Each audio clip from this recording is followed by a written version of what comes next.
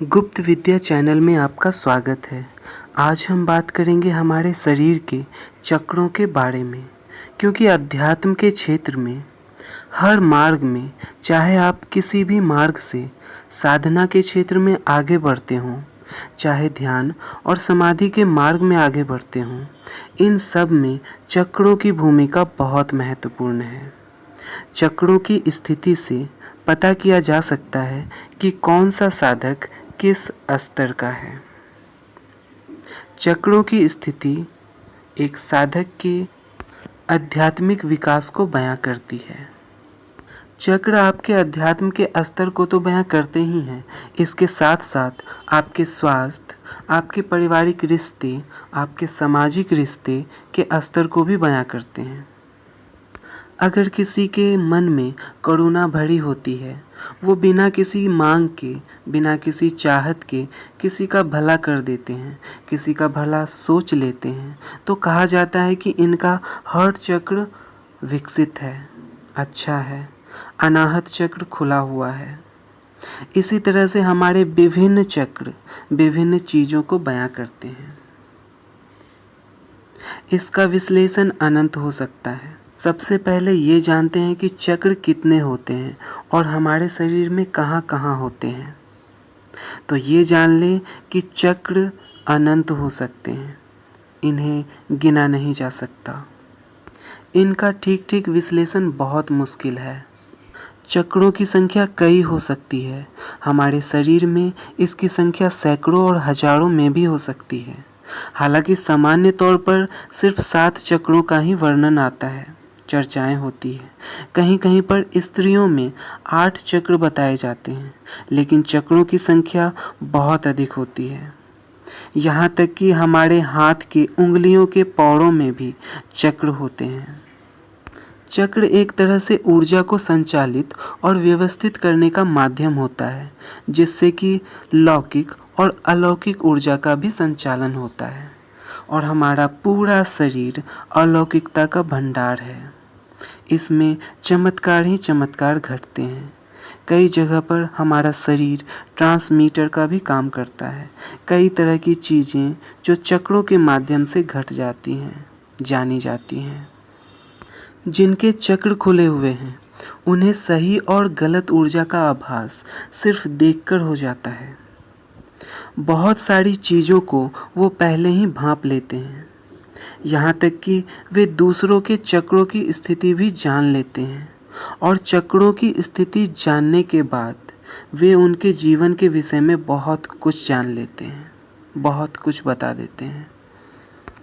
यहाँ तक कि भूत भविष्य भी बताया जा सकता है।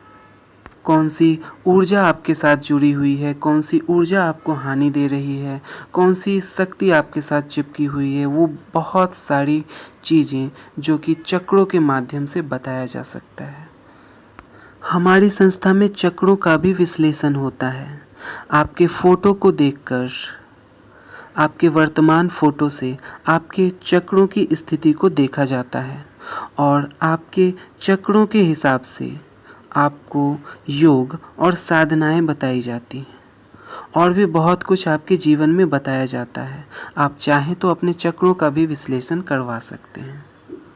अब चक्रों के बारे में थोड़ी और गहराई से जानते हैं, जिनके बारे में हमारे शास्त्रों में इतना कुछ वर्णन किया गया है।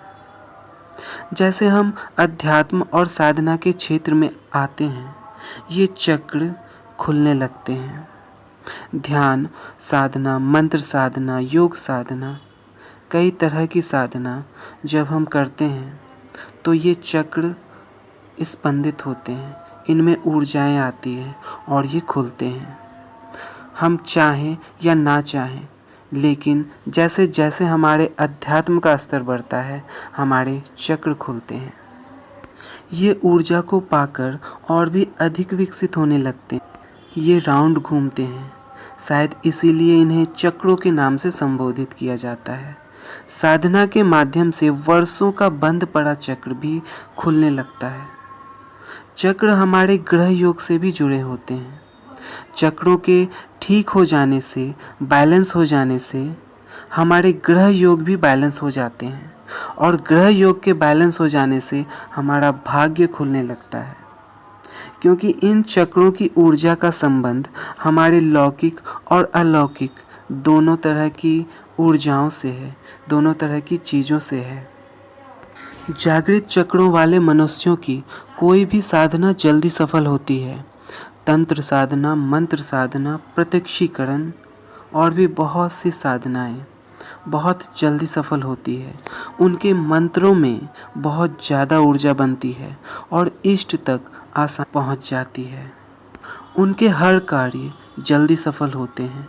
वो अल्प जीवन काल में भी बहुत कुछ पा लेते हैं, जिसके लिए लोग जन्म जन्मांतर तक भटकते रहते हैं और उन्हें नहीं मिलता। वो जागृत चक्र वाला मनुष्य बहुत ही कम समय में पा लेता है। जब हम साधना के मार्ग में आते हैं, खासकर तंत्र साधना के मार्ग में, तो बहुत सारी वांछनीय और अवांछनीय शक्ति हम में चिपकती है, चिपकना चाहती है। वो हमारा नुकसान भी कर सकती है, जिसके बारे में हमें पता भी नहीं होता। और आम जीवन में भी हमारे आसपास निगेटिव एनर्जी हो सकती है। उन सब के प्रभाव से भी ये चक्र हमारी रक्षा कर सकते हैं। चक्र एक तरह का सुरक्षा कवच निर्मित करते हैं, जिससे निगेटिव एनर्जी हम पर अटैक नहीं कर सके। तंत्र साधना में प्रवेश करने से पूर्व अगर चक्रों पर काम किया जाए तो हमारी तंत्र साधना जल्दी सफल होगी और ये ठीक भी रहेगा, क्योंकि ये बुनियादी चीज़ें हैं। लेकिन जब आप चक्रों पर काम करते हैं तो इस चीज़ की आपको पूर्ण जानकारी होनी चाहिए, क्योंकि ये बहुत बड़ी बात है। क्योंकि गलत तरह से की गई चीज़ें विष के समान हो सकती हैं। गलत क्रियाओं से एक मनुष्य बर्बाद भी हो सकता है। बहुत सी क्रियाएं होती हैं जिससे चक्र जागृत किए जाते हैं, डायरेक्ट चक्रों पर काम किया जाता है। लेकिन इस विषय में उचित गुरु के मार्गदर्शन में चीज़ों को करें तो ज़्यादा उचित है। उचित गुरु के सानिध्य में ही आगे बढ़ें, नहीं तो ये जीवन में बहुत घातक सिद्ध भी हो सकता है। क्योंकि बहुत ऐसी वीडियोस हैं जिसमें चक्रों के विषय में लुभावनी बातों और क्रियाएं बताई गई हैं, जैसे आज्ञा चक्र, थर्ड आई का हो हल्ला मचा हुआ है, त्राटक आदि जैसी क्रियाएं दी जा रही हैं, जिससे न जाने कितना बड़ा नुकसान हो सकता है एक आम इंसान के ऊपर। बिना मूलाधार स्वादिष्ठान जगाए वो आज्ञा चक्र जगा रहे हैं। खैर, इस बारे में विस्तार से चर्चाएं होंगी। चक्रों के विषय में एक एक स्टेप के साथ बताया जाएगा, मूलाधार से लेकर सहस्त्रार तक। इसके अलावा भी और भी बहुत से चक्र होते हैं, कुछ उन पर भी चर्चाएं होंगी। अगर आप हमारे द्वारा साधनाओं को सीखना चाहते हैं और अपने चक्रों का विश्लेषण करवाना चाहते हैं, चक्रों को जागृत करना चाहते हैं, कुंडलिनी योग करना चाहते हैं, तो आपका स्वागत है, जिसमें आपको दीक्षा और उचित विधियां दी जाएंगी और स्टेप बाय स्टेप आगे बढ़ाया जाएगा, जिससे आप जल्द ही उस अवस्था को प्राप्त कर लेंगे जिसकी एक साधक को वर्षों से कामना होती है, जो कि हर साधक का लक्ष्य होता है। हमारे गुरु जी के सानिध्य में आगे बढ़ने का अवसर मिलेगा, उनसे बहुत सारी साधनाओं को सीखने का अवसर मिलेगा, जिससे आप जीवन में बहुत कुछ पा सकते हैं, आप सफल हो सकते हैं साधनाओं के विभिन्न मार्ग में। आज के लिए इतना ही। अगली वीडियो में एक एक चक्रों पर विस्तार से चर्चा होगी, उसकी भ्रांतियाँ और उसके महत्व को बताया जाएगा। इसके लिए आप चैनल को सब्सक्राइब कीजिए और पास में बेल आइकन को भी प्रेस कर दें, जिससे आने वाली वीडियो आपको मिल सके। इसके अलावा वीडियो अच्छा लगे तो लाइक कीजिए, शेयर कीजिए। धन्यवाद। आपका दिन मंगलमय हो और शुभ हो।